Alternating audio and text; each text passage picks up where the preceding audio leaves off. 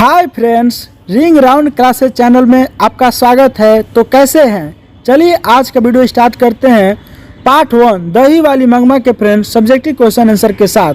ठीक है, ये वर्णिका भाग 2 का फ्रेंड्स पहला चैप्टर है और इस चैप्टर का पहला प्रश्न है फ्रेंड्स, रंगपा कौन था और वह मंगमा से क्या चाहता था। यहाँ पर दो नाम है फ्रेंड्स, रंगपा और मंगमा। ठीक है, तो रंगपा गाँव का लंपट और जुआरी था। ठीक है, मंगमा के गाँव का एक लंपट और जुआरी था फ्रेंड्स, जिसका नाम रंगपा था और वह मंगमा से धन चाहता था। ठीक है, अर्थात उसके सारे धन को वो उसे छीनना चाहता था। ठीक है, इतना ही नहीं, वह मंगमा के अनाथ समझकर उसकी इज्जत भी लूटना चाहता था फ्रेंड्स। ठीक है, तो मंगमा अनाथ नहीं थी फ्रेंड्स, उसकी एक बहू भी थी जो उससे अलग रहती थी। आप लोग इस कहानी को पढ़ेगा तो क्लियरली समझ में आ जाएगा। हम अगले प्रश्न में फ्रेंड्स आपको क्लियरली समझा देंगे। ठीक है, तो वह मंगमा की इज्जत भी लूटना चाहता था फ्रेंड्स और उसका धन भी चाहता था। तो रंगपा एक लंपट और जुआरी था। आप लोग को यह क्लियरली समझ में आ गया होगा। अगला प्रश्न है, कथावाचक ने सास और बहू की उपमा किस किस से की है। तो उत्तर हो जाएगा फ्रेंड्स, कथावाचक ने पानी में खड़े बच्चे को पांव खींचने वाले मगरमच्छ से बहू की तुलना की है फ्रेंड्स, और ऊपर से बाँह पकड़कर बचाने वाले रक्षक की उपमा सास को दी है। ठीक है फ्रेंड्स, यहाँ पर बहू का मतलब हो गया फ्रेंड्स पत्नी और सास का मतलब हो गया माँ। ठीक है, अगर कोई भी फ्रेंड्स यहाँ पर बच्चा है, अगर नदी के किनारे खड़ा है तो वहाँ पर क्या करता है फ्रेंड्स, मगरमच्छ अगर उसको खाने लगे तो उसको जो बहू होती है फ्रेंड्स वो उसको ढकेल लेती है। जो अर्थात जो पत्नी होती है वो आपको बचाने नहीं जाएगी अपनी जान जोखिम में डालकर। ठीक है, और अपनी माँ जो होती है फ्रेंड्स ये अपनी जान को जोखिम में डाल करके ऊपर से बाँह पकड़कर खींचने की कोशिश करेगी और आपकी रक्षा करेगी। तो क्लियरली आप लोग को ये बात समझ में आ रही होगी। अगला प्रश्न है, दही वाली मंगमा कहानी का संदेश अस्पष्ट करें। ठीक है, उत्तर हो जाएगा फ्रेंड्स, यह कहानी आधुनिक बहुओं को संदेश देती है कि वे आवेश देकर सभी सदस्यों को मिलाकर रखें। ठीक है, यह नहीं कि सबको विखंडित कर दे और सबको अलग अलग रखे।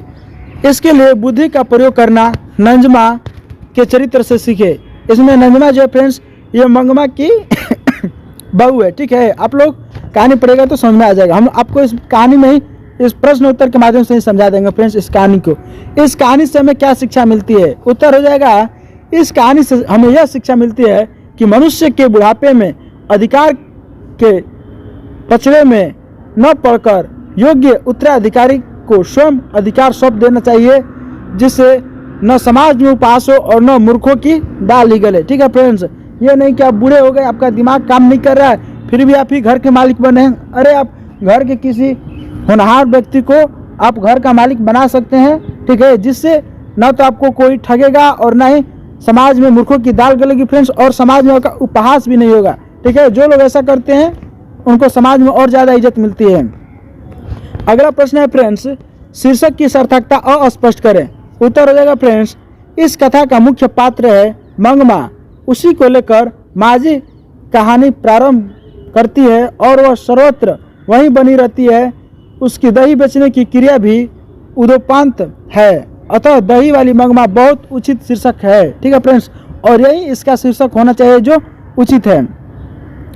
मंगमा फ्रेंड्स डेली दही बेचने जाती है और एक जगह वो हमेशा जाती है जिसको वो माँ जी कहकर पुकारती है। तो ये आप कहानी में देखिएगा तो फ्रेंड्स मंगमा हमेशा माँ जी के वर्णन करती रहती है। ठीक है, अगला प्रश्न है, दही वाली मंगमा कहानी में बहू ने सास को मनाने के लिए कौन सा तरीका अपनाया। उत्तर देगा फ्रेंड्स, बहू बुद्धिमती थी, उसने सोच समझकर बच्चे को दादी के पास भेज दिया।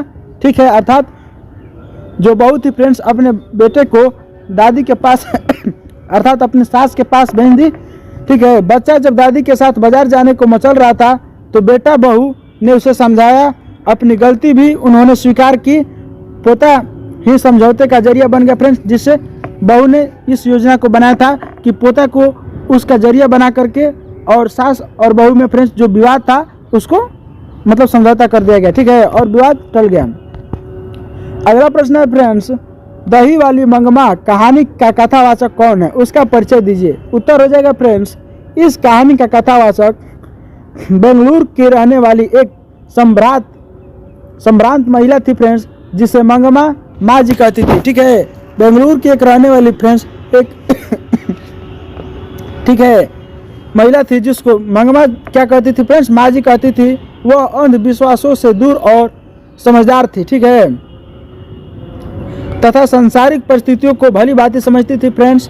अगला प्रश्न है, मंगमा का अपनी बहू के साथ किस बात को लेकर विवाद था? उत्तर हो जाएगा फ्रेंड्स, मंगमा का अपनी बहू के साथ अधिकार को लेकर विवाद था, ठीक है। मंगमा अपने बेटे पोते और बहू पर भी अपना अधिकार बनाए रखना चाहती थी, जिसे उसकी बहू मानने को तैयार नहीं थी, और यही विवाद का कारण था फ्रेंड्स, ठीक है। तो आप लोग इस चीज़ को अपने घर में अगर हो रहा हो तो फ्रेंड्स आप लोग इस पर ध्यान दीजिए, और विवाद का कारण बनने से आप पहले उसको समाप्त कर दीजिए। अगला प्रश्न है, मंगमा का चरित्र चित्रण कीजिए।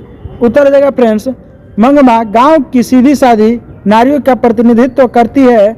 आज गांव शहर सभी जगह मंगमा के प्रतिमूर्ति मिलती है फ्रेंड्स। वह अपमान और कष्ट सहकर भी प्रतिष्ठा से रहना चाहती है, ठीक है। वह बेटे बहू और पोते पर अपना स्वत्व सर्वदा बनाए रखना चाहती है, अर्थात अपना हक बनाए रखना चाहती है। इस प्रकार वह भारतीय नारी है फ्रेंड्स, जो सम्मान के साथ जीना चाहती है और सबको अपना समझती है। अगला प्रश्न है, मंगमा और नंजमा में कौन अधिक बुद्धिमती है? तो उत्तर देगा फ्रेंड्स, दोनों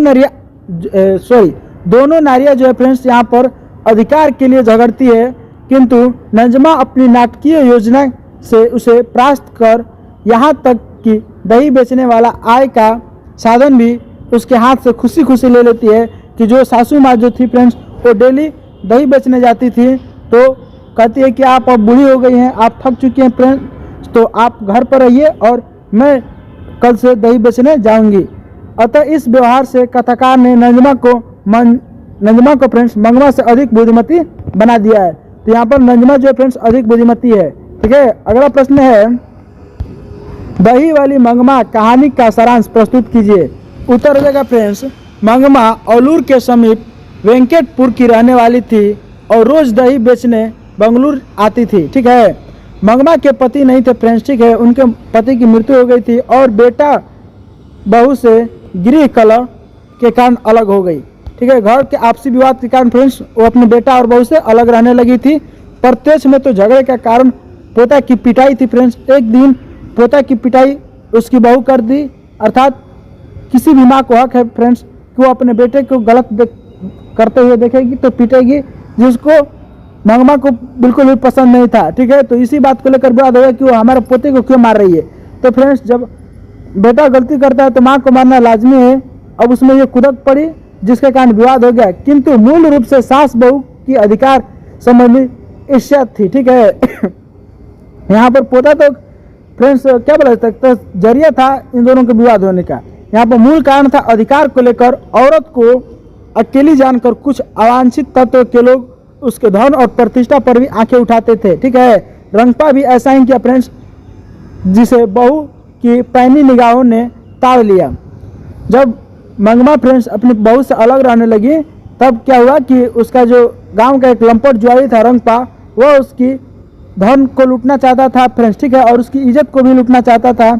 इसको उसकी बहू जो थी अपनी निगाहों से समझ ली फ्रेंड्स, और उसने पोते को उसके पास भेजने का एक नाटक किया। और अब मंगमा पोते के लिए मिठाई भी बाजार से खरीद कर ले जाने लगी।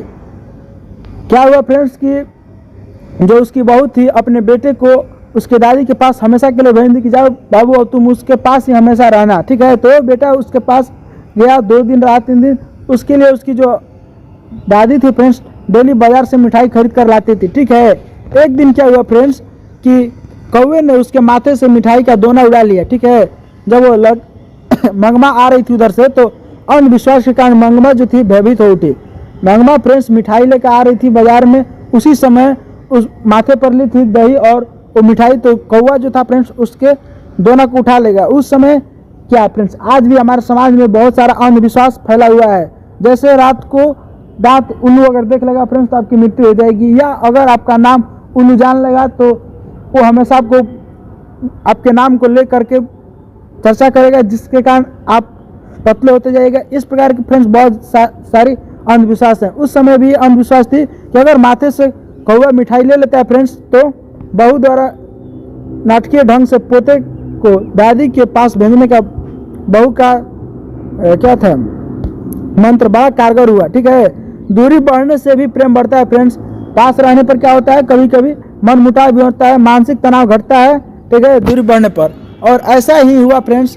ठीक है, मंगमा को भी बहू में सौहार्द, ठीक है, और बेटे और पोते में स्नेह नजर आने लगी।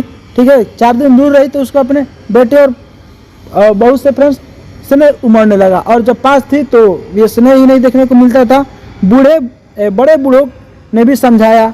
ठीक है, बहू ने मंगमा का काम अपने जिम्मेवारी में ले लिया, अपने जिम्मे में ले लिया फ्रेंड्स, और बहू ने बड़ी कुशलता से पुनः परिवार में शांति स्थापित कर लिया और पूर्ववत रहने लगी। ठीक है फ्रेंड्स, इस चैप्टर में सिर्फ इतने ही प्रश्न थे फ्रेंड्स जो मैंने आपको करा दिए।